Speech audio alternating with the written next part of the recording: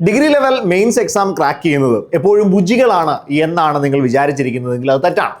10ാം ക്ലാസ്സിൽ 10A+ഓ +2-ന് 6A+ഓ നേടിയവർ മാത്രമാണ് ആദ്യ റാങ്കിലേക്ക് എത്തുക എന്നായിരിക്കും പലപ്പോഴും നിങ്ങൾ ചിന്തിക്കുക. ഇതെന്നെ കൊണ്ട് പറ്റുന്ന പണിയല്ലെന്ന് അതുകൊണ്ട് തന്നെയാണ് നിങ്ങൾ പറയാറ്. പക്ഷേ യഥാർത്ഥത്തിൽ ഈ ആദ്യ റാങ്കിലേക്ക് എത്തുന്നവരിൽ ബഹുഭൂരിപക്ഷവും ഒരു ആവറേജ് സ്റ്റുഡൻറ്റ് മാത്രമാണ്. മക്കളെ 10ൽ 10A+ഓ +2-ന് 6A+ഓ ഒന്നും നേടാത്ത, ഒരു പക്ഷേ പകുതി A+ പോലും നേടാത്ത എനിക്ക് ഡിഗ്രി ലെവൽ മെയിൻസ് ക്രാക്ക് ചെയ്യാൻ പറ്റുമെങ്കിൽ തീർച്ചയായും നിങ്ങൾക്കും ഈ എക്സാമിനേഷൻ ക്രാക്ക് ചെയ്യാൻ പറ്റും. പക്ഷേ ഒരു പ്രശ്നമുണ്ട്. നിങ്ങളുടെ ചിന്താരീതി മാറ്റേണ്ട ഏറ്റവും പ്രധാനപ്പെട്ട കാര്യം, ആ ഒരൊറ്റ കാര്യം നിങ്ങൾ ഒന്ന് അഡ്മിറ്റ് ചെയ്താൽ തന്നെ പകുതി പ്രശ്നങ്ങൾ തീരും. എന്താണ് ചിന്താരീതിയുടെ പ്രശ്നം?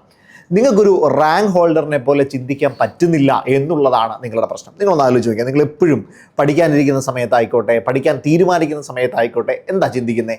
ഇതെന്നെ കൊണ്ട് പറ്റുന്നതാണോ? ഈ എക്സാമിനേഷൻ എനിക്ക് ക്രാക്ക് ചെയ്യാൻ പറ്റുന്നതാണോ? ഒരുപാട് കുട്ടികൾ പഠിച്ചുകൊണ്ടിരിക്കുകയല്ലേ, ആ പഠിച്ചുകൊണ്ടിരിക്കുന്നവർക്കിടയിൽ എങ്ങനെയാണ് എനിക്ക് ക്രാക്ക് ചെയ്യാൻ പറ്റുക? വർഷങ്ങളോളം പഠിക്കുന്ന ആളുകളുണ്ടല്ലോ, അവർക്കിടയിൽ എങ്ങനെയാണ് ഇത് എനിക്ക് നേടിയെടുക്കാൻ പറ്റുക? ഈ ചിന്തയാണ് നിങ്ങളെ പിന്നോട്ട് വലിക്കുന്ന ഏറ്റവും പ്രധാനപ്പെട്ട ഘടകം. ഇതുകൊണ്ട് തന്നെ 2-3 ദിവസം നിങ്ങൾ ആത്മാർത്ഥമായി പഠിച്ചതിന് ശേഷം നിങ്ങൾ ആ പഠനത്തിൽ നിന്ന് മാറിപ്പോകും. നിങ്ങളുടെ ചിന്താരീതി മുഴുവനായി മാറ്റണം. നിങ്ങളൊന്ന് റാങ്ക് ഹോൾഡറിനെ പോലെ ചിന്തിക്കണം. എപ്പോഴും റാങ്ക് നേടാൻ അടുത്ത് നിൽക്കുന്ന ആളുകൾ, അല്ലെങ്കിൽ റാങ്ക് നേടണമെന്ന് തീരുമാനിച്ചുറപ്പിച്ച് അങ്ങനെ പഠിച്ചു പോകുന്ന ആളുകൾ ചിന്തിക്കുന്ന രീതി എൻറ്റയർലി ഡിഫറെൻ്റ് ആയിരിക്കും.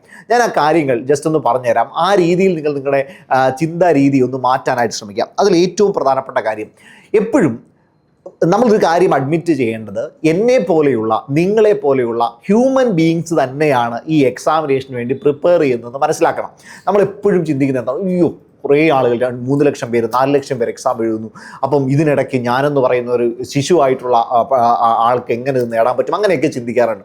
നിങ്ങൾ വിചാരിക്കേണ്ടത്, ഇത് ഹ്യൂമൻ ബീയിങ് കോമ്പീറ്റ് ചെയ്യുന്ന ഒരു പരീക്ഷയാണ്. നമ്മളെപ്പോലെ ബ്രെയിനുള്ള, നമ്മളെപ്പോലെ മെമ്മറിയുള്ള, നമ്മളെപ്പോലെ തന്നെ ചിന്തിക്കുന്ന ആളുകൾ തന്നെ എഴുതുന്ന ഒരു എക്സാമിനേഷനാണ് ഏത് ഡിഗ്രി ലെവൽ മെയിൻസ് ആയിക്കോട്ടെ, ഏത് പരീക്ഷകളും ആയിക്കോട്ടെ. അപ്പോൾ ഹ്യൂമൻ ബീയിങ്ങിനോടാണ് നമ്മൾ കോമ്പീറ്റ് ചെയ്യുന്നത്. അപ്പോൾ അവർക്കുള്ള എല്ലാ സാഹചര്യങ്ങളും നമുക്കുമുണ്ട്, അവർക്കുള്ള എല്ലാ എബിലിറ്റികളും നമുക്കുണ്ട്. ആകെപ്പാടെ മാറുന്നത് എന്തു മാത്രമാണ്? സിറ്റുവേഷൻസ് മാത്രമാണ് മാറുന്നത്. ഇന്നത്തെ എൻ്റെ സിറ്റുവേഷൻ എനിക്കുള്ളതുപോലെ ആയിരിക്കില്ല മറ്റൊരാളുടേത്.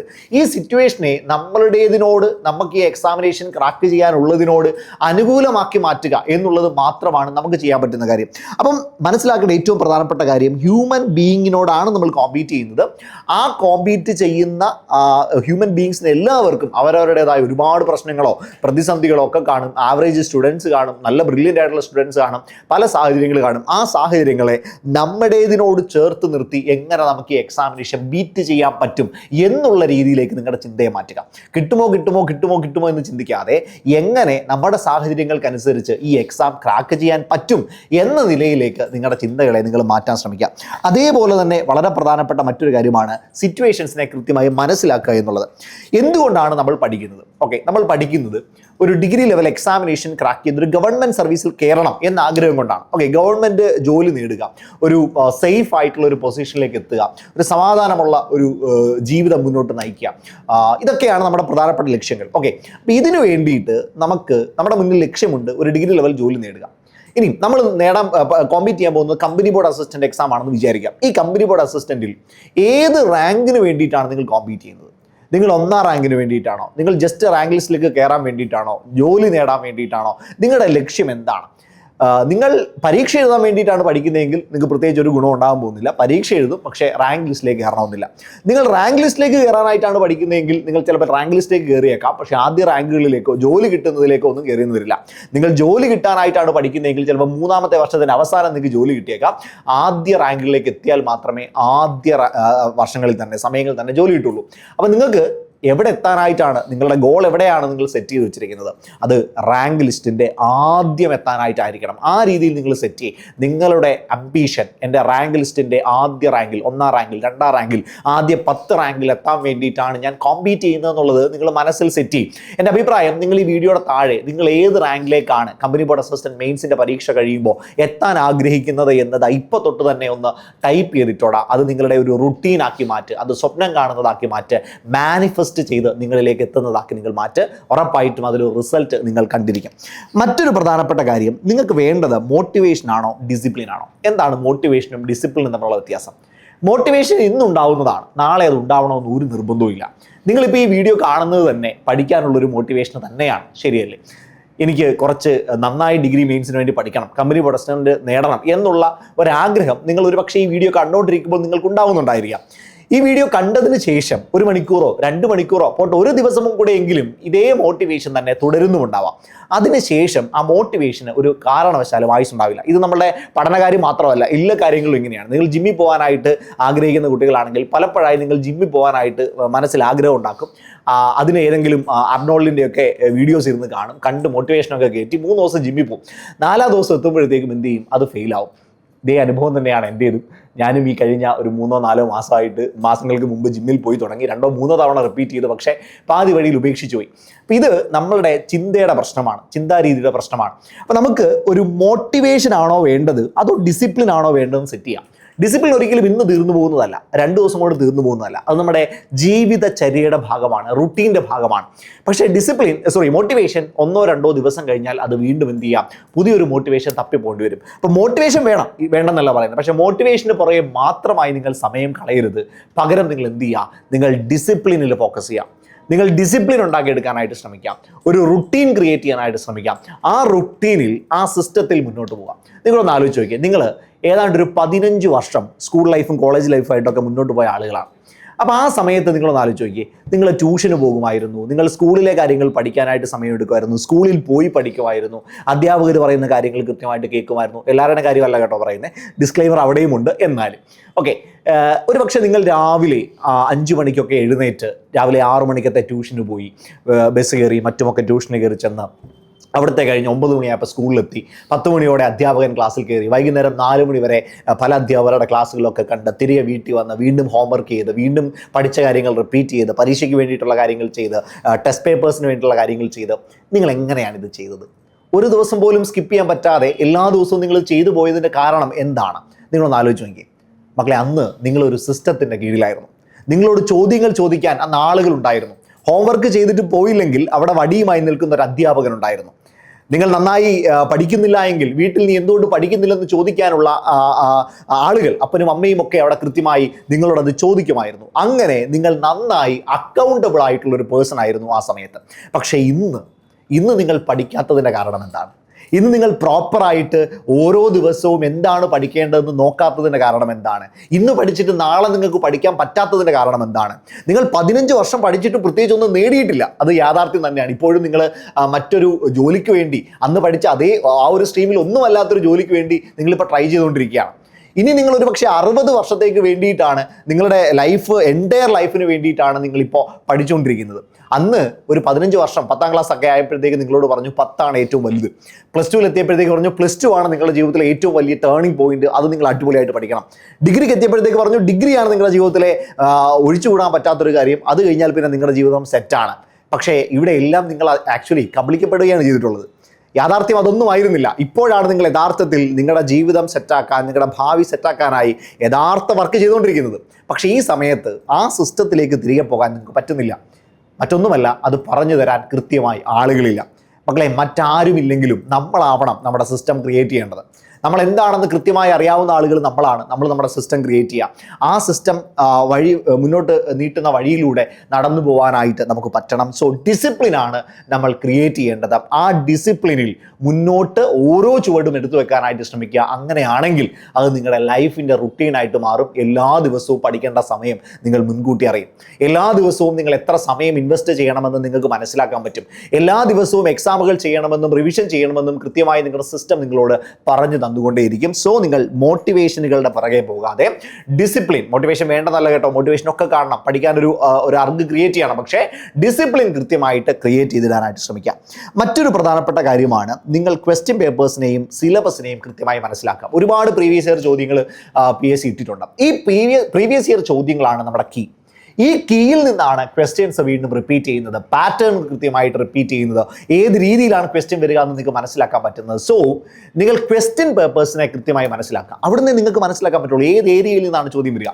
സിലബസ് മുഴുവൻ കാണാണ്ട് 100 മാർക്കിൻ്റെ സിലബസും കുത്തിയിരുന്ന് പഠിച്ച് അത് പരീക്ഷയ്ക്ക് വേണ്ടി അപ്ലൈ ചെയ്യാനായിട്ടാണ് നിങ്ങൾ ഇരിക്കുന്നതെങ്കിൽ നിങ്ങൾ ഒരിക്കലും സ്മാർട്ട് വർക്ക് ചെയ്യുന്ന ആളല്ല, നിങ്ങൾ ഹാർഡ് വർക്ക് ചെയ്യുന്ന ആളാണ്. പക്ഷേ ഹാർഡ് വർക്ക് എപ്പോഴും തുണ ചെയ്യണമെന്ന് നിർബന്ധമില്ല. സിലബസിനെ ഡീകോഡ് ചെയ്യാം. ഹിസ്റ്ററിയിൽ ഏറ്റവും കൂടുതൽ റിപ്പീറ്റ് ചെയ്യുന്ന ഭാഗം ഏതാണ്? നിങ്ങൾ ഹിസ്റ്ററിയിൽ വേൾഡ് ഹിസ്റ്ററി ഉണ്ട്, ഇന്ത്യൻ ഹിസ്റ്ററി ഉണ്ട്, നമ്മുടെ കേരള ഹിസ്റ്ററി ഉണ്ട്. ഏറ്റവും കൂടുതൽ റിവാർഡിങ് ഏതാണ്? ഉറപ്പായിട്ടും അത് കേരള ഹിസ്റ്ററിയാണ്. കേരള ഹിസ്റ്ററിയിൽ നിന്ന് അത്യാവശ്യം നല്ല ചോദ്യങ്ങൾ വരുന്നുണ്ട്. ഇന്ത്യൻ ഹിസ്റ്ററിയിലെ ചില ടോപ്പിക്കുകൾ ഇപ്പോഴും റിവാർഡിംഗ് ആണ്. 1857 റിവോൾട്ട് ആയിക്കോട്ടെ, ഇന്ത്യൻ ഇൻഡിപെൻഡൻസ് ആയിക്കോട്ടെ, മഹാത്മാഗാന്ധിയുമായി ബന്ധപ്പെട്ട കാര്യങ്ങളായിക്കോട്ടെ, സോഷ്യൽ റിഫോം മൂവ്മെന്റ്സ് ആയിക്കോട്ടെ, റിവാർഡിംഗ് ആണ്.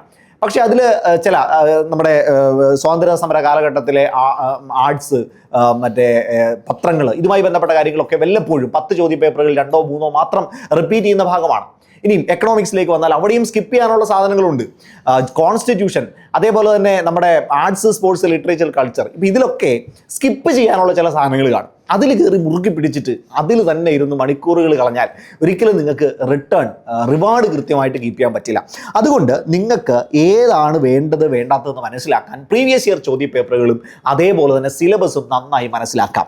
മറ്റൊന്ന്, നിങ്ങളെ തന്നെ മനസ്സിലാക്കുക, നിങ്ങളുടെ സോൺ മനസ്സിലാക്കുക എന്നുള്ളതാണ്.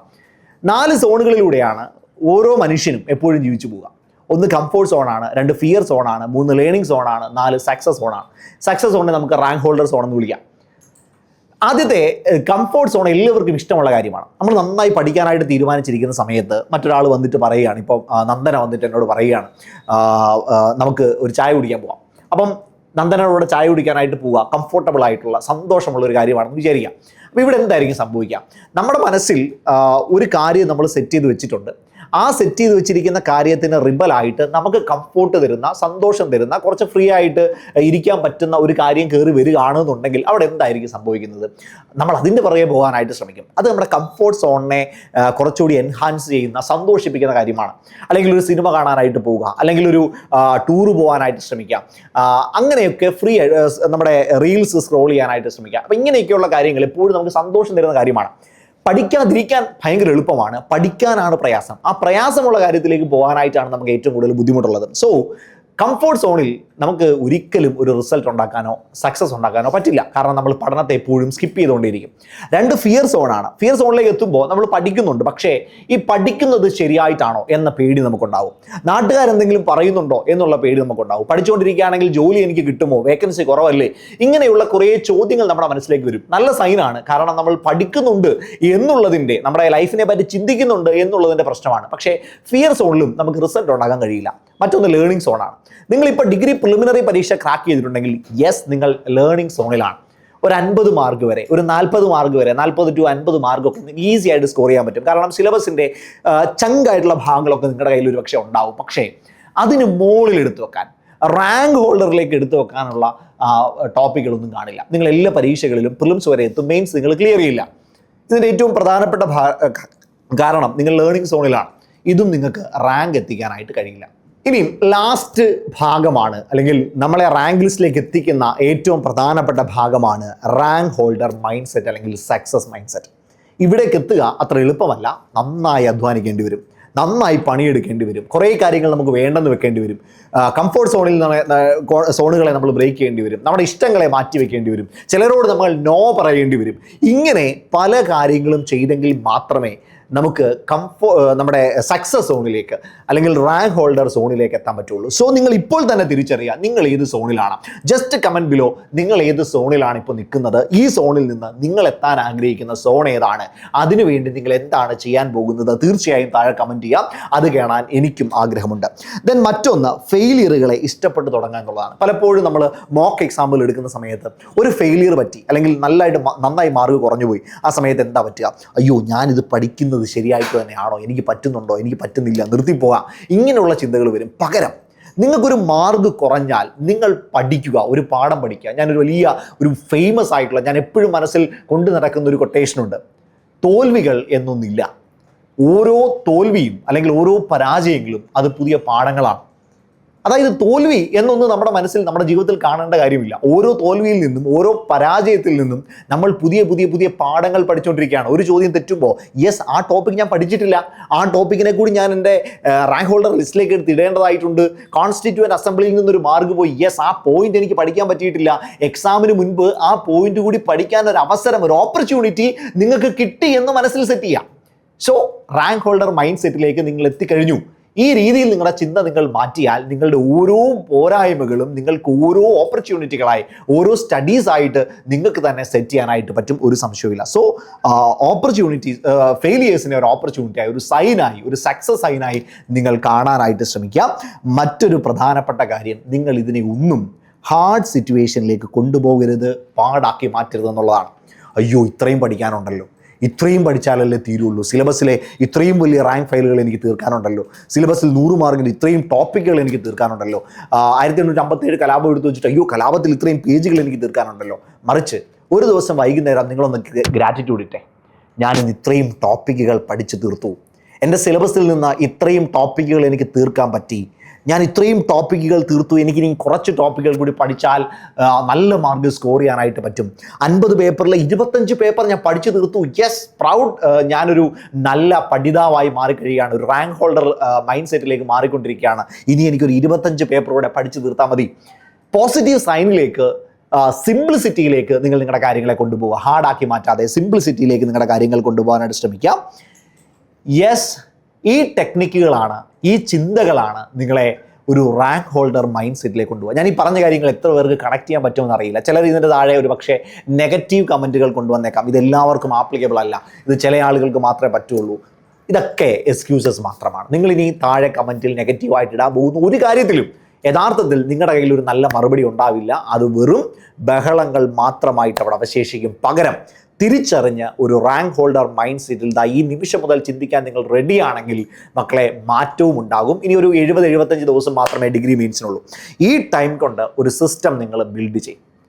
ഈ ടൈം കൊണ്ട് നിങ്ങൾ നിങ്ങളെ മനസ്സിലാക്കാം, നിങ്ങൾ പോസിറ്റീവായിട്ട് ചിന്തിക്കും, ഹാർഡ് സിറ്റുവേഷൻസിനെ മാറ്റി സിംപ്ലിസിറ്റിയിലേക്ക് നിങ്ങൾ നിങ്ങളുടെ മൈൻഡ് കംഫോർട്ട് സോണിൽ നിന്ന് റാങ്ക് ഹോൾഡർ സോണിലേക്ക് പോകും.